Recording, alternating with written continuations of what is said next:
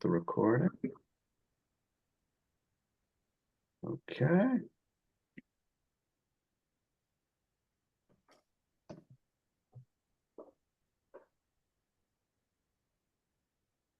And anytime you want to start, Jim. Okay, so we'll call the meeting to order and welcome everyone to the February 27th Zoom meeting of the Regulation Subcommittee of the P&Z Board here in Milford. Susan, if you would please call the roll. Mr. Agnesi. Present. Mr. Macchio. Here. Mr. Sadi. Present. Mr. Zaharidis. Absent. Chairman Quish. I am here finally. Mr. Sulkis Hello. and Mr. Harris are here from Planning and Zoning. And Susan, are you here? I'm here too. Okay. Awesome. Okay, so we are following up on recent efforts to try to find a way to promote economic development in the CDD2 zone through reg changes. And this is to refresh everyone's memory. This is from the Devon Bridge to McDonald's on US 1, and then Naugatuck Avenue from the intersection with US 1 down to the shorefront. And it's a little wider in certain areas, but that's primarily what it is. And it is something we've been considering for quite a while. So, David, do you? Okay, just so this the actual mission statement there is in our document now, correct? Well, The purpose. I didn't change the purpose of the CDD2, Right. but we, the CDD2 regulations, have been there are proposed amendments to it, and what's hopefully you're seeing on your screen is the CDD2 regulation that we updated up to yesterday, and based on the last subcommittee meeting, the items in blue were added to address comments that were previously made. So, and the item, and then things that the committee said, oh, we shouldn't do that at all, that should be removed, have been removed. So Refresh. Yellow is was new. Blue is new since our last meeting. correct. Gotcha. Correct. Yeah. Okay. So the concern that the committee expressed last time was that with single family houses, depending where they are in the zone, if they're off of say Naugatuck Avenue, there's a concern for parking, and you had discussed the advantage someone who if they have enough land to be able to add a unit or in the 2 units, and you have a maximum now of 3 per lot, depending on if you have a 1 or 2 family house. So that could benefit the people. One thing we should consider is if you end up with, how does an ADU fit in? There would be, if it was 3 separate structures, then each one could have an ADU, and you would have a total of 6. ADUs by regulation exist in a single family house. Right. In a residential zone. Gotcha. Okay. I have to step out one more time. I have to get my earphones. I can't hear well enough. So I'm just reading this and I'm wondering, just for clarity as far as how we're going to word this, would it make more sense to say, rather than specifying dwellings could add 1 additional dwelling unit, we can say something like can add additional dwelling units up to a total of 3? We could, yeah, I mean, I sort of put in number 2 there based on your comments. From that. Yeah, Yeah, yeah, but then it kind of clashes with that first one because it still kind of looks like you can add one to a single family, and then Right.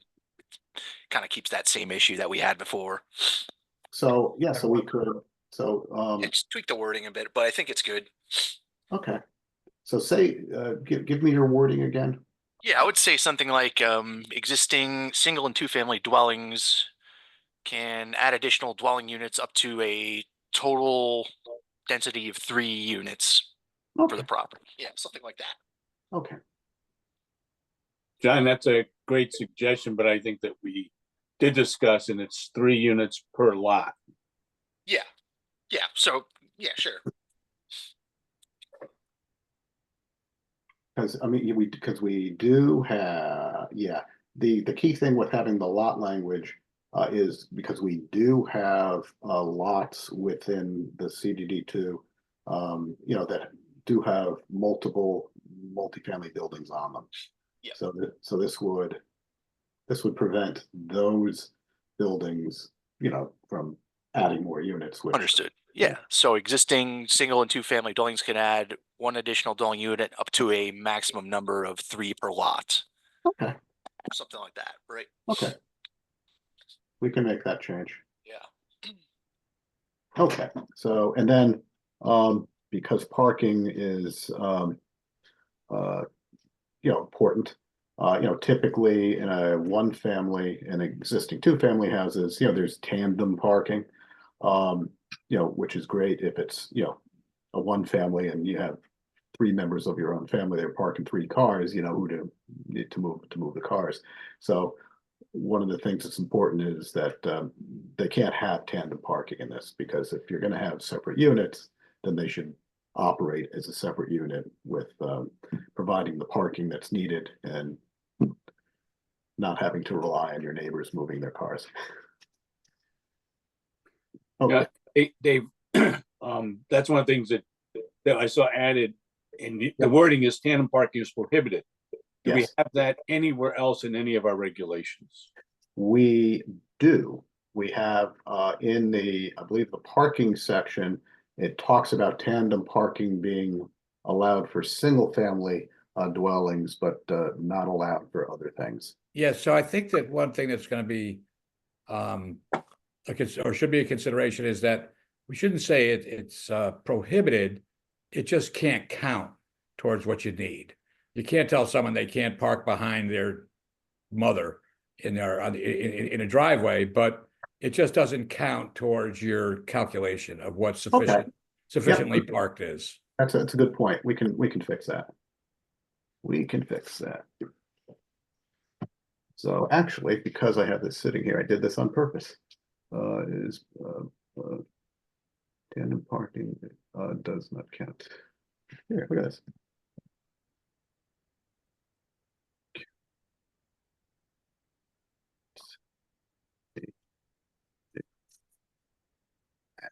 And I'll fix this later. Spelling, Huh? Oh, yeah, well, yeah, there we go. Okay, so just to get everybody on the same page, there's going to be a number of things that we're doing here. One is the single and 2-family dwellings that exist. Obviously, if somebody knocks down the existing things and merges the property, then it becomes into a different subsection where we are talking about promoting new construction of multifamily. Right, Jim. And one thing that I noted from the materials we got 2 weeks ago was the language was that the additional unit set aside is in accordance with 830G. I don't have any notes that we decided to take that out. Well, because this is really has nothing to do with 830G. Right. So this is what we're trying to do is we're trying to promote and incentivize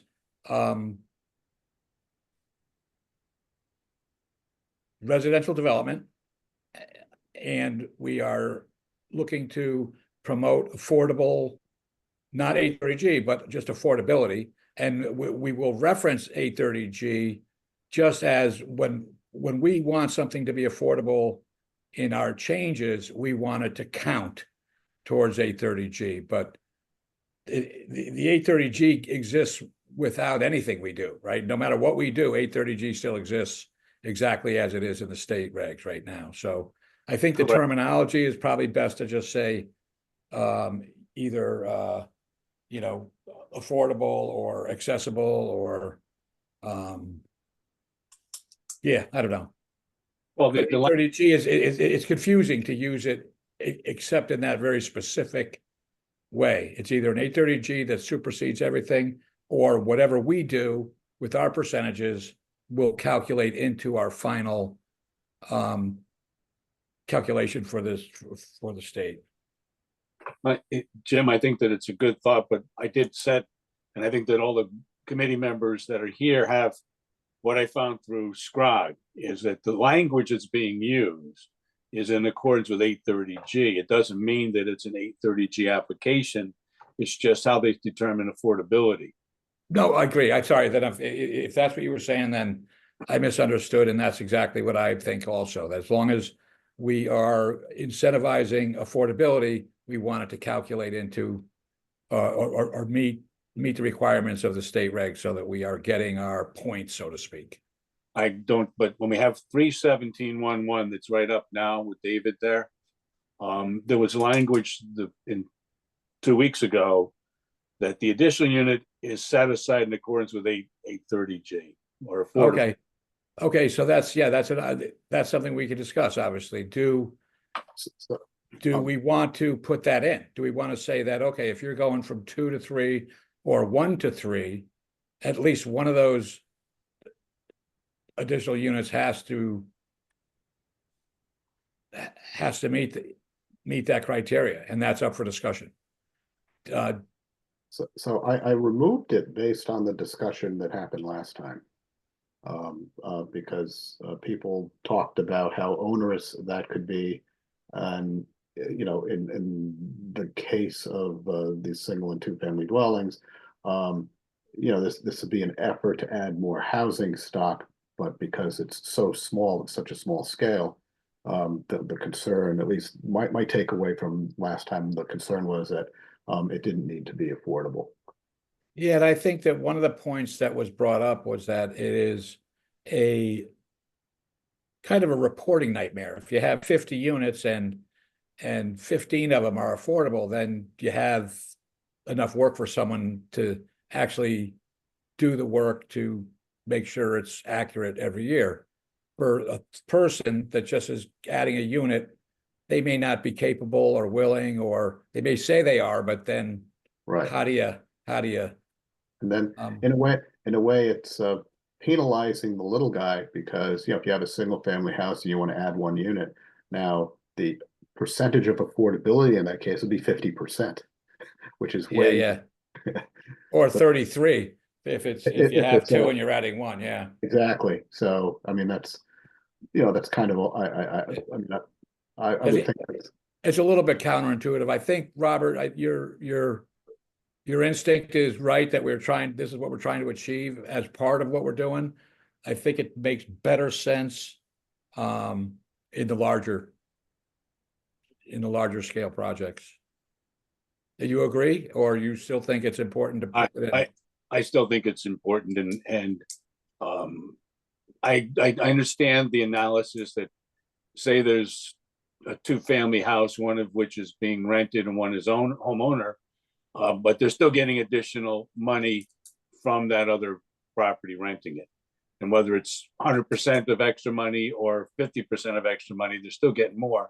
And we're now going behind the 8 ball again. We're having buildings that are going to be residential that are not going to help us get to the 10% or even get the housing stock up if we ever get to 10%. That's just my thinking. And, appropriate time out when we have to vote on that, I'll make my position known. Okay.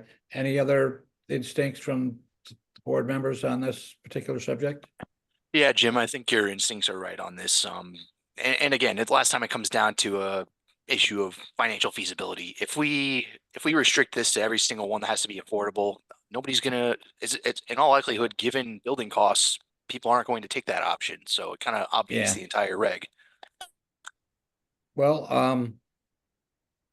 do we leave it out and then bring it up for the whole board to discuss? And it can, obviously, this is going to be a work in progress up to the point where we have our meeting at our full meeting and we end up with final language to circulate. Are you okay with that, Robert? I'm fine with that. Okay, I can add it in. I'll make it like a different color and I'll like put to the side like, option. Almost like a menu, if this is something you want to add, great. If not, it'll be there. Okay, that's fine. I think that that's perfectly fine. I think that we kind of have, we're not going to have too many of those, so I don't see it as a problem. Okay. So let me just make a note to myself.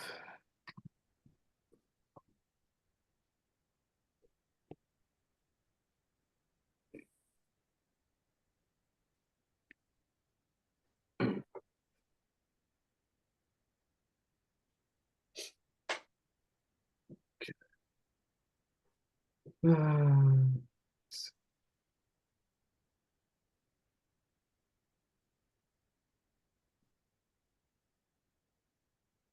Okay. Okay, so this language, when we get to section 317.110, remains the same. Remains the same. And So, then, again, let's just have a quick review in case anyone's had second thoughts on where we sort of landed last time. Mhm. So this is new, mixed and or multifamily residential. So the lot size is minimum 500, no front yard, no side yard. Why 0 or 10? That's one of the menu options. well, that's how our current regulations read. So either they touch or you have to have 10 feet. Yeah, yeah. Yeah, So, yeah, I would say let's That doesn't, just take out the 10, just 0. But it's part of the carrot. Or is that dumb? well, because we have different characters in different parts of the zone. So for instance, Route 1, it's mostly 0. Not everywhere, but a lot of the properties have 0. When you get to the sections of the zone that have, the existing single family homes, you end up with, bigger setbacks Plus driveways have to be 10 feet wide, so. and driveways. Yeah. Well, but then again, if this actually does inspire some either mergers and building some multifamily, then you might go under the building for parking and maybe some under building parking and some backyard parking. Mhm. And you end up with a 10-unit development with merging of 2 or 3 3,000, 4,000 square foot lots. Yeah. I don't know. I just think that if it's 0 down in downtown West Shore where the buildings are touching, it's 0. How do you differentiate? Well, we always leave it to the applicant. Yeah, that's what we do. It's, hey, what are you building? Oh, this is what we're building. What's your setback? Well, we're going to do 10 feet. Yeah, okay. Well, they can we're always gonna do 0. they can always do more than's required. They just can't do less. So this is, to Yeah. me, this is a slippery slope. Which is it, 0 or 10? So it's one or the other. Well, let me ask It's on the you. characteristics of the lot in the surrounding area. Some lots are bigger, some are smaller, so a 0 lot line might make sense here, but not over there. how is that determined? Does a zoning enforcement officer look at that on a case by case basis, or? It's what No, we should look at their plans. So if it's 0 or 10, then they either have 0 or 10. Not 5. But the developer, because of the lot characteristics are different as you go up and down the road, it might make sense to have a 10-foot setback because your lot's a little bigger, or you might want a 0 on one side because you got a smaller lot. and you're abutting a building next door. Right. And then, also the zero will also be affected, by the building code, depending on what kind of structure it is. So, more often than not, it might end up being 10. So, it's not. Yeah, been an- let's put that as one of the options. Just say, I understand what you're saying, Stephen, and it does make some sense. I just think that if it's zero, it's zero, right? So what's the harm in a 1 foot setback? What do you do? So actually the harm, there is harm. It has to do with how you maintain the building. So when you have a zero setback, typically you're up against another building. You don't have to worry about maintaining the exterior. That's a have good point. Yeah, we have some zones that have 4 feet, which depending on the height of the building really isn't good either for maintaining. So 10 feet is much better for having to get to the back of the building and having to maintain a building. And we've had some neighbor wars, actually not necessarily in this zone, but down on the water. No, yeah, I've definitely seen them where someone needs to use someone else's yard to Oh, get a 40-foot ladder up. oh, where they're building, where they're building some of these houses, and to build the walls because the neighbor's all upset. They're reaching up, they're literally building a scaffold on the inside of the building, reaching over to put the siding on the house, so they're never touching the neighbor's property. Yeah. New York hook staging, we used to call it. Okay, well, we'll leave it there. I don't think it's gonna damage the intent either way at this point, but but again, whatever any of the other board members have an instinct, and I'm glad to hear it and acquiesce if there's something. I'm fine with this, which is a page 3 or page 2, that bottom A. I have no problem with that, Chairman Question. Okay. So at the moment, we'll leave it as is. Yeah. Okay. What about the rear yard 10 feet is, I guess, fine, and the building coverage, does it help the cause to up that to 60% or 70 or? It again, it could help the cause. I mean, it doesn't hurt the cause until you, hold on here, let me just get out of this. Until you get front and setback parking, architectural standards.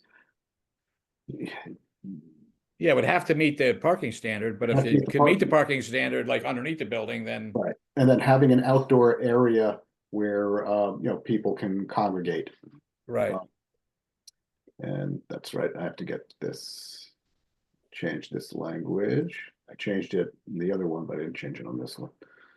So yeah, I mean, anything that the board does for lot coverage, the more coverage you have, the more they have to work with, or the more FAR, the more you have to work with. And Right, so if we, let's say the building goes up and there's 100% of the parking's underneath, you really don't need 50% to be play space, so to speak. Sure. So I would say that instead of limiting the building coverage, we should have a minimum percentage for outdoor recreation, or however we want to call it. Okay. So if Do you you could wanna- park, if you could park it adequately under the building, say, then you can have better coverage and still meet a 20% of the lot size going to common space, or however you want to, whatever language makes sense.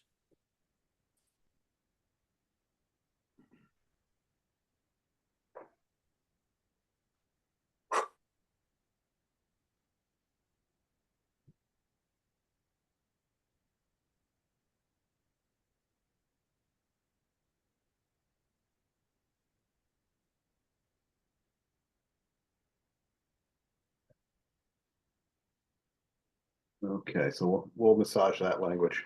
Okay. And the height at 40 feet, is that sufficient? Is like 44 feet for building and mechanicals? Or 45 feet still get us, a full, Yeah, four-story building on 40 feet. Well, it depends on the, They get four-story buildings at 35 feet on the beach. well, and it also depends on yeah, and when you're doing a single family house, but the question now is if you're doing something that is mixed use or multifamily residential, we, depending on the height of the first floor, for the commercial use, we would probably need a taller building. yeah, it could be that there's Well, obviously different uses will have different HVAC and, Yeah. And I did have a chat with one of our building inspectors and, he thought for, a 4-story building, depending on what happens with the first floor and depending on the mechanicals in the building, 55 feet wasn't, out of the question. But then again, we have to think about, okay, well, if it's 55 feet and, they want to squeeze in, a 4th floor without a problem, yeah. is that okay? Because we don't regulate things by floors, we regulate things by height. So, Right, and I think that the concern is, you want to give the carrot, but you're gonna have situations where there is the CDD2 zone backs up onto a residential zone. So it's this towering, oppressive feeling that we don't want to promote necessarily.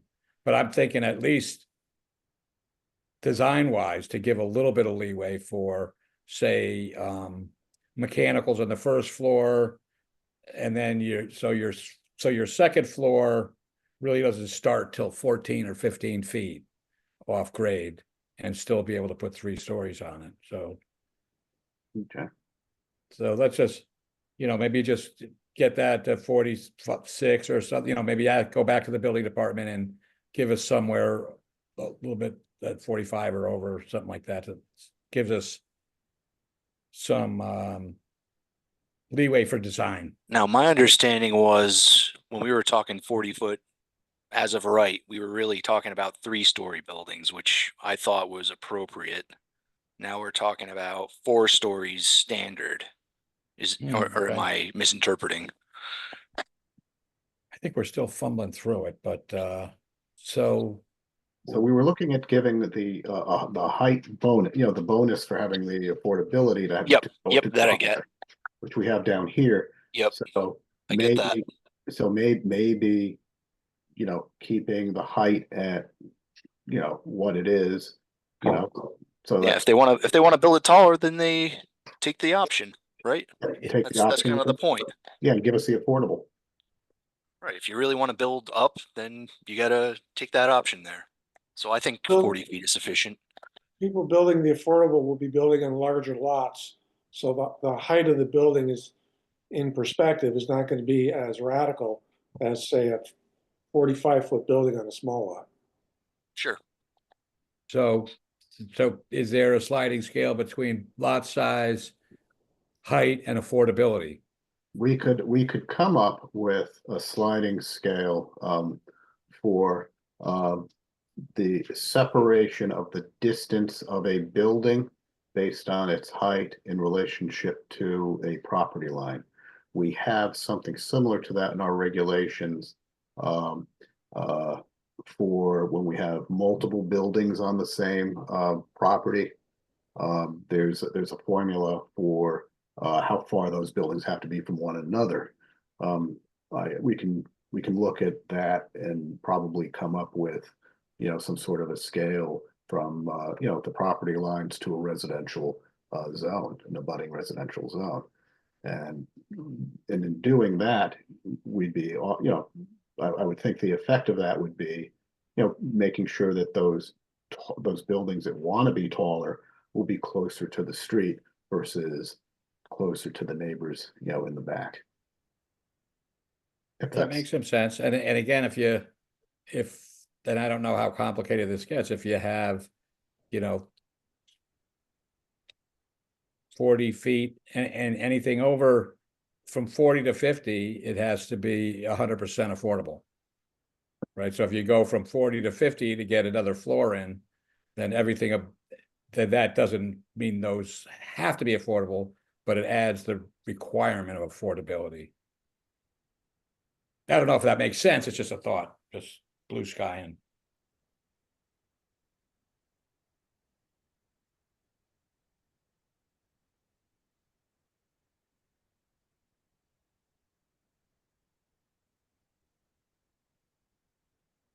Okay, so I think when we look at this, we'll just double check the regular 40-foot, you know, because I think that's based on what the zone allows now. But then look at what we can do with a sliding scale, you know, 60 feet and or a sliding scale, and figure out what the carrots and, you know, will be to do something down here. So let's. And that, and up top a little bit, the word patio, I really don't want to be choosing building materials. Right. Yeah, if somebody makes a big sandbox for kids to play in, it's fine, but it just has to be. We're gonna call it usable open space. Okay, I like that.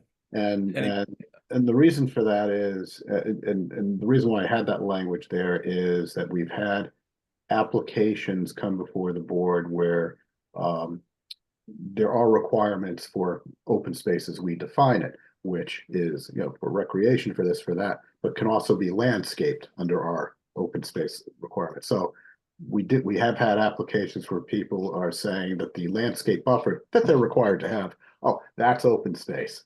And that's not what I want. And I don't think the board would want this. Yeah, we want something that, yeah, you're gonna have some landscaping, you know, for your neighbors and on the board, that's great. But you gotta be able to set up a barbecue if you want, or sit outside. Yeah. So I think that's exactly right. I think the definition has to say exclusive of other required buffers. Yeah, which is what I put in there. So yeah. So perfectly clear that this is what we mean. Yeah. Okay. So if I may, Mr. Chair, we're going down on the screen. It says right where David said no residential uses located. Yeah. You see that? Yes. Now, you make reference to that in that paragraph or that bullet point as Route 1. Yes. Two other places you refer to it as Bridgeport Avenue and or Route 1. I think we should be consistent in how we call it, either Route 1 or Bridgeport Avenue, although it's known to many people at both. I'm just a technical change I noted. Okay. Good call. Thank you. Good.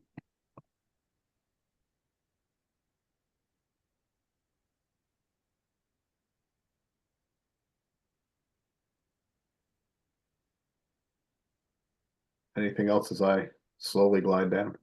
Yeah, so for me, and it's going to show up in another point in the materials, I have consistently maintained that 15% for the affordable housing is way too low. I submitted, and I think all the board members have, the committee members have the activity of the different towns around us. They're starting at 20% and up. And they had a program, a planned development in Fairfield was 30%. So I think we should be at least at 20%, if not more. And that shows up on the housing set aside density bonus for new construction that goes later on. But if it means that it's not going to get to the board sooner or later, I'll agree to follow that now. But I can tell you my position is going to be, it should be 20%, because you use 15% on page 3 and you use 10% on page 4. So they're not even consistent. Well, yeah, there's different percentages based on what the situation is. So yeah, that's deliberate. So, but we'll get there. And then there's obviously, there was discussion of a sliding scale for that as well. So that's why that's there. So what would we be thinking of in terms of a sliding scale? Can you put that Excel spreadsheet up? sure, give me 2 seconds here. I've got to figure out where put it here? Hold on. Okay, get it.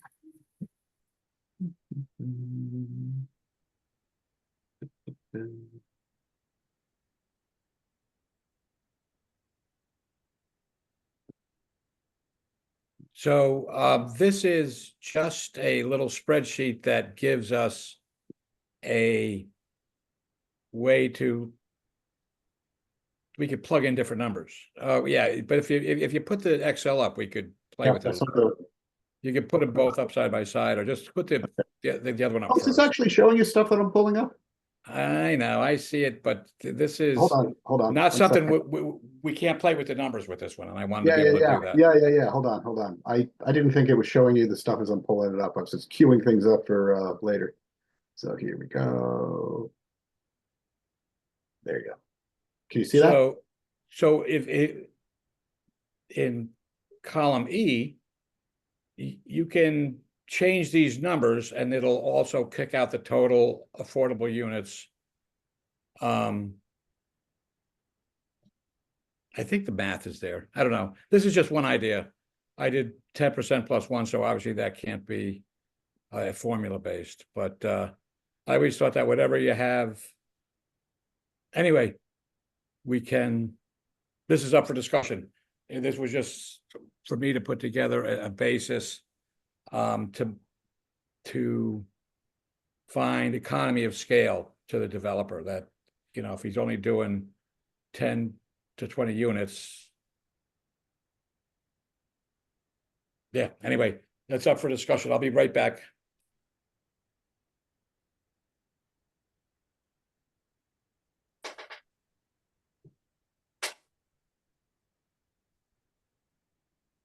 So I had discussed with Jim the sort of the concern of the sort of a range is, you know, there's, you know, 15% of 10 is a much different number than 15% of 20.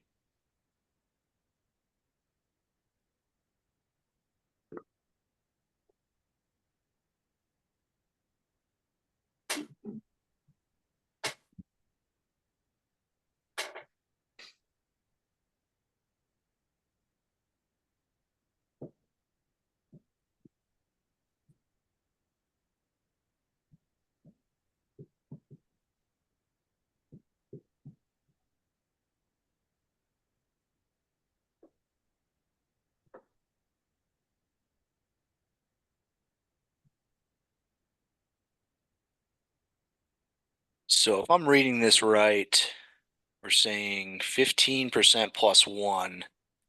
So obviously 15% of 10 is going to be 1.5. So would that actually be 2 units then plus one? So you're actually at 30% at that point, if I'm not mistaken. At which point you are basically making an 830G.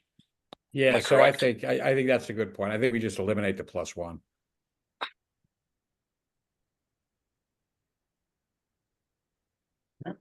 Do you want me to keep this up, or do you want? No, either way, whatever point you want to make it the way you'd like to. It's fine by me. My, I mean, did you look at the thing that I sent you? I mean, I didn't want to put the other thing up, that the sort of the analysis of the percentages when you have a scale, when the numbers are. No, I think that's important to look at. I do. Yeah. Okay. I did not look at it yet. Okay. Let me see here. Hold on. Let me find it.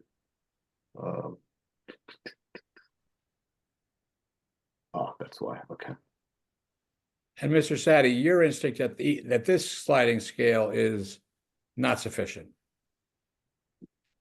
Well, it's subject to the 10%. I think the number starts there, and this, the one I'm looking at, we're seeing now, is something that the chair came up with. But in a more recent SCROG meeting last month, there was a sliding scale that came out of Wallingford that they're not really sure what it means, but the numbers are much more. It's 25%, 30%, and it's based on a percentage of affordable units and what's going to make a difference on the size of the project. And they're still not clear on it, but that 10%, you know, I make it clear now, I would not be happy to go with 10%. absent the full argument of the board, I think that we need to be more than 10%. We're never going to increase the affordable housing stock that we need to do. Okay, so again, Dave, you want to go over the analysis that you did just so that we, So yeah, so based on the spreadsheet, you know, there are ranges that were proposed. So the ranges were, you know, one affordable unit for, you know, under 5 units, so anywhere from 1 to 4, and the 1 unit is obviously 100% affordable if you build one unit, and 1 of 4 units is 25%. So you know, you're starting right off the bat with a 25% affordability. Again, depending on what that number under 4 is, which is somewhere under 5, which is somewhere between 1 and 4. Right. And then when we get to between 5 and 9 units, again, and I'm just putting the brackets, and I didn't break it down for like 7 units, but you know, starting with the lowest end 5 units, if we're going to do two units of affordable for 5 units, that's 40% affordability. And then 2 of the 9 units is 22% affordability. And then when we go up to between 10 and 20 units, 3 units, based on what's being recommended, the 3 of those 10 units is 30%, and 3 of 20 units is 15%. So obviously the percentage of affordability really swings wildly depending on what numbers we plug in. And then when we get to 21 to 60 units, and it was recommended there be a minimum of 4 or a maximum of 6. I broke this down both ways. So if you have a minimum of 4 for the 21 units, that's 19% affordability. yeah, that was just by analysis of if you had the lowest number. So it wasn't meaning that you could do 60 units with 4 minimum. Right. But so anyway, so we're 16. Yeah, so 16 of 21 is 76%, 16 of 60 is 27%. Okay, so that's misunderstanding of what I was trying to do, but still, it's an important way to look at it. Right. Is there something in anyone's mind that simplifies this, yet still has less we don't mind, and my mind is we don't mind incentivizing a smaller development, but it's probably too much of a burden to have too much of affordability in a 5 or 8 or 10 unit. I don't know. Is the sliding scale a valuable tool or not? I thought it had merit, but good. I think that not only the discussion that we at SCROG had, but I think that this is a good starting point. The numbers can be tweaked, but I think that it's good. But just to clarify, because this is the first time that I'm seeing this, I didn't see it from David before. Is this for brand new construction, or is it for all of the construction that we're talking about, whether it's adding the unit, or is this only for new construction in the mixed use or the high density, whatever we're going to call it?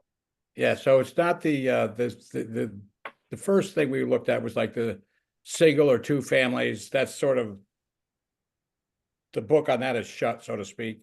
The further discussion is on new development, whether it's a portion of it is renovation and some of it's new construction. But I mean, I don't think we have an existing 21 or to 60 unit building that they're going to renovate. So it pretty much is new construction. I don't see it as having very many opportunities to be both. There is something down right by the football field where Simon Lake was, that somebody could turn that structure into 6 or 8 units, maybe.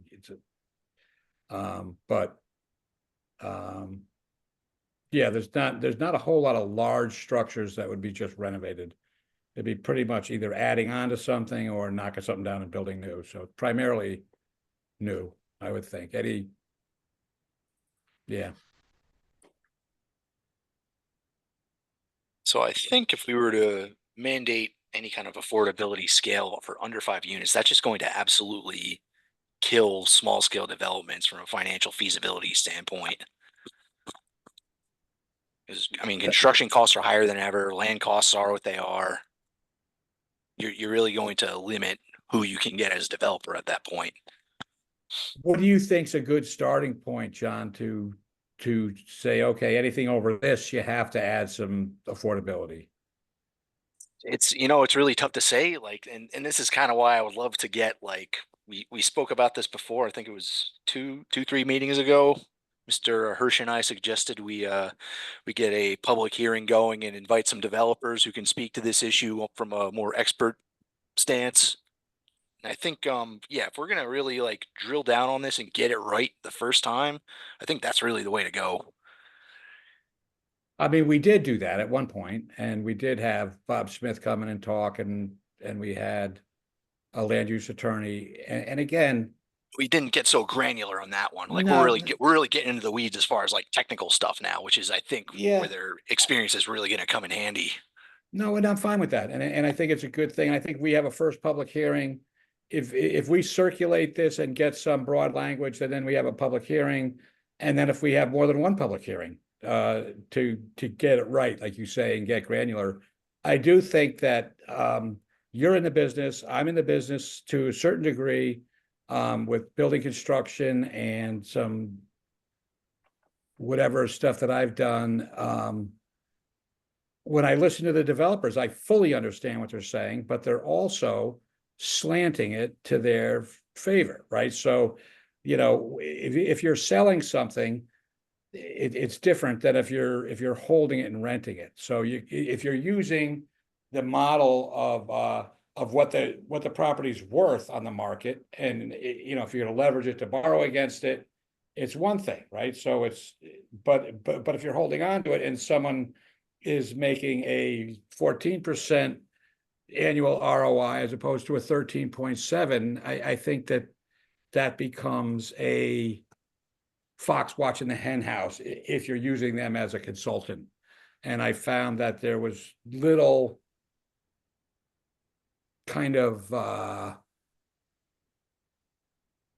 independent thought behind it, right? So the developers are going to have a series of statements and beliefs that are going to support their maximizing their property. And I get that in terms of spending their own money on stuff, but in terms of crafting a roadmap to the future that is legit for the community and legit for developers, I think you sort of need an unbiased advocate, an unbiased consultant, so to speak. I don't mind bringing them in, but I'm just concerned that you end up with a kind of a skewed look at it. I mean, you don't have to take every word they say, and we'll get other people to come in and talk about the need. And so I'm fine with that. And I think that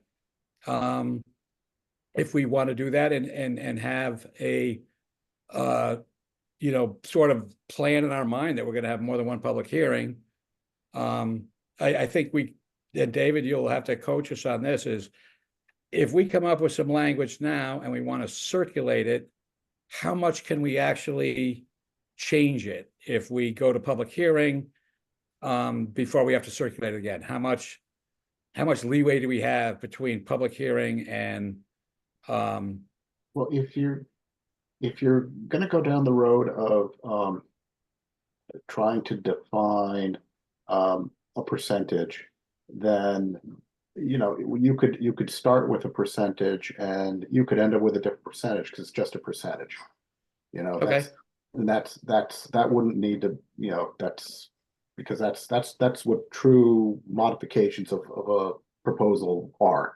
If you were to take, using this as an example, using these regulations as an example, if we were to take everything we've been looking at tonight, and have it circulated and come back from the councils of governments, and then the board tosses the whole thing out and that night writes something new, well, no, that's when we would need to go through the process again. But yeah, right. And that's not even the end of the world. If the whole board agrees and the public sentiment is very different, right. then we just circulate it again. Yeah, Exactly. It's not the end of the world. It's a process. Yeah, it's not the end of the world. Yeah. So I mean, if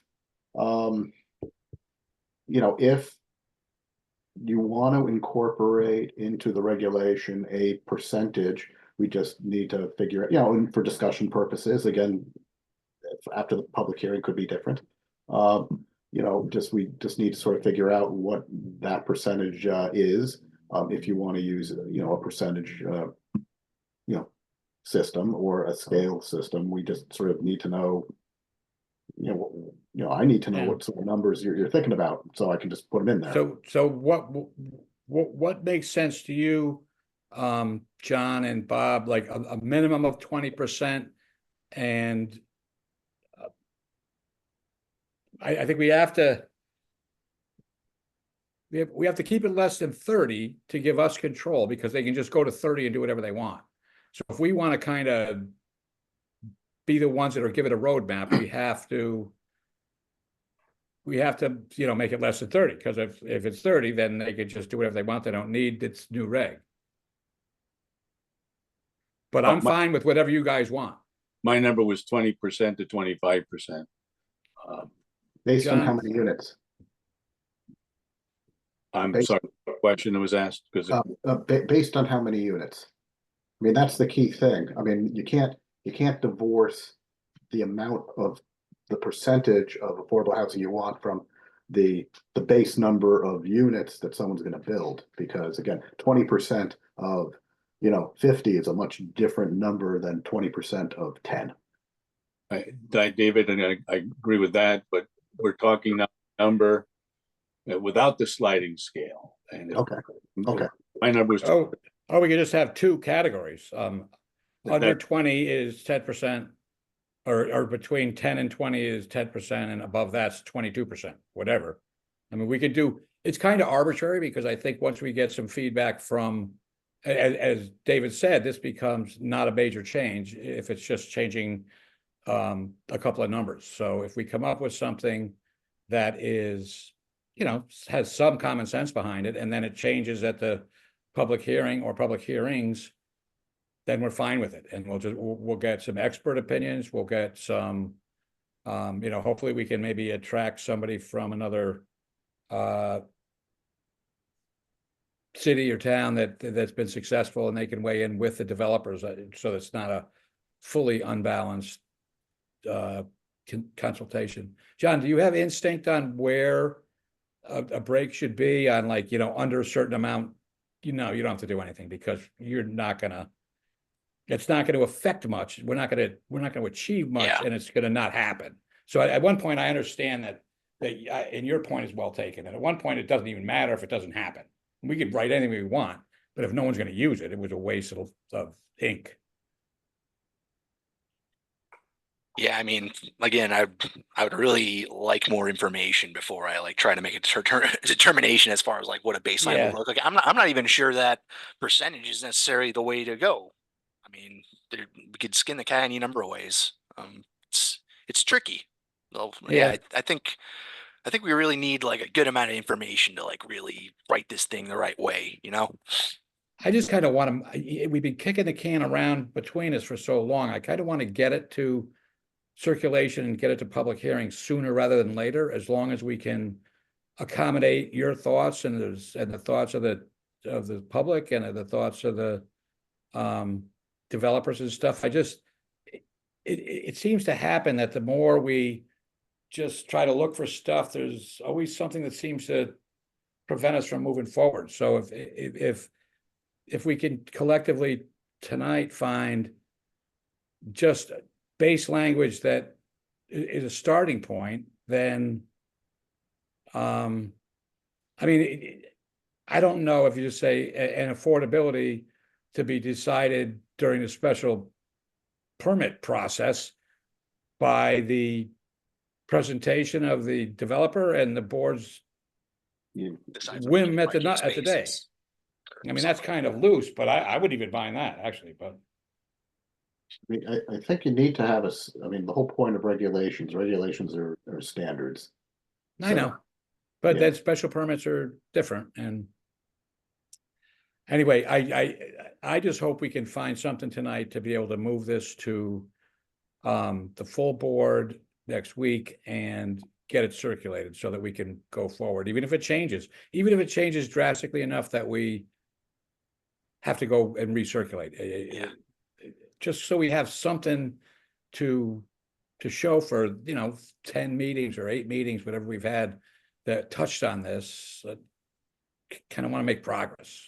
I think what we could do is we could at least maybe like when we have our subcommittee report to the full board, we could kind of relate to them what we have been talking about. Because I gotta go now. Unfortunately, Okay. got a toddler to wrangle. So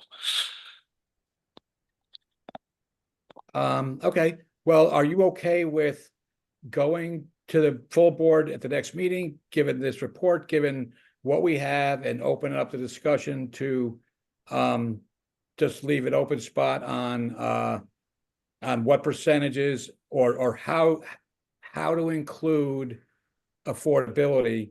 We write the language on how to include affordability at the next meeting and then circulate it, whatever we agree on. We could have a motion. Something. I just help me move it, and I'll go any way you want to do to move it. Why are we having this subcommittee if we're just gonna bring it to the board? Okay. No, So I mean, that's let's- the whole point of a subcommittee is to figure out what we're gonna do before we bring it to the board, no? Oh, okay. We are making suggestions and the full board can adjust them, but that's a good point. How do we move it though? How do we get it to next week? okay, Do we gentlemen, just- I really got to step out now. You all have a Yeah. good night. Yeah, that's fine. Thank you very much. I appreciate your input, John. If we come up with whatever we have tonight, we submit it to the board, and if they kick it back to the subcommittee, fine. If we can agree on language to circulate, fine. Does that satisfy what we're trying to do, David, or do we need Well, more structure? So Monday and Tuesday, I'm gonna be working on whatever language we have. And hopefully I'll get it out Monday to the board, but it might not get to the board till Tuesday, but my goal would be to do whatever I have to do Monday. As guidance from what I'm hearing, if we would like to start with 20% that Bob had talked about, and then either have a minimum number of units that would apply to, almost like you had touched on perhaps 2 different phases. If you're building 10 units and under, maybe it's 15%, maybe it's none. Again, the numbers could be anything, but if you're going to build, say, 20 units and above, then maybe it should be 20% of those units. I know when we were doing research on this, for a number of meetings back, the question came up, well, gee, what does Fairfield do? And we looked at what Fairfield did, and they started at 100 units. 20% started at 100 units. That doesn't sound like what. No, I mean, yeah, they go up 80 feet too, so it's like a Right. different. So it's a different universe. Yeah, it's a different universe. Exactly.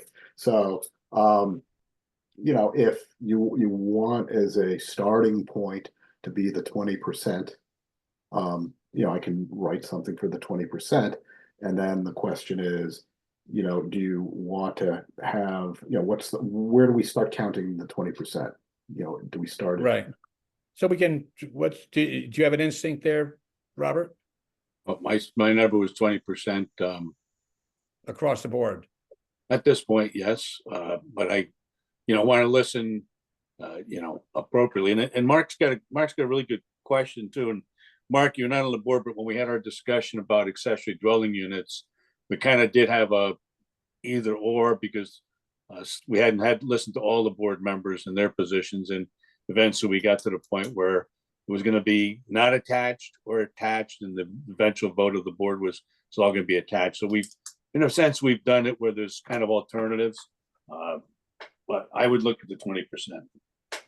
Okay, let's arbitrarily say, it's just, there'll be small developments and we kind of want to have a little bit, say, 10 units and below. Ten I don't units. know. Yeah, and the thing is, because it doesn't, at one point, it's immaterial if we change it at the next meeting, right? So it doesn't really matter. It just gives us something to bring to the table. Anything over 5, 1 unit minimum, anything over 10, 20%, anything over 40, 25%. I don't know. I mean, at one point, we're probably going to discuss it and get some other information and likely change it. So it's just whatever we need to put a placeholder in. And you know, I would be happy to kick that to you, David, as staff, just to say, come up with a good starting point for us and flag it in green like we're doing with the what ifs. So that it's not all me and it's something just to get the conversation moving. Okay. Yeah, because that's pretty much going to be our meeting on Tuesday. You know, it's going to, you know, just for those who are here, the only things we have on the agenda Tuesday, and it's going to be a remote meeting, is we forgot to set a date for the zone change, the effective zone change date that was done for New Haven Avenue. So the board will have to do that. And then the only other thing on the agenda would be to discuss what comes out of this committee tonight. Yeah, and so it really is almost just like a full committee Yeah. meeting on this, which is what we we sort of want to do anyway. So Right. perfect. I think it works out fine. Oh, I'll cobble something together. And if you would put the agenda up again, so I don't miss sure. things like minutes and Sure. Mark, if you have any thoughts you want to share before we go to approval of the minutes. Hold on, let me when Do I switch- really look like that? Holy mackerel. Okay, there we go. Okay, approval of the minutes of 2/12/25. We have a motion. I'll make the motion. We have a second. I guess I have to second it. Okay. All those in favor? Aye. Opposed? Seeing none. The action items before the next meeting are staff to just button up what we discussed here in the last few months and give us something to bring to the whole board. Yeah, something to discuss. Well, thank you, everyone. I appreciate your time and efforts and thoughts. No, you're welcome. We're adjourned. Thank you. Have a Good good night. night, everyone. Have a good night.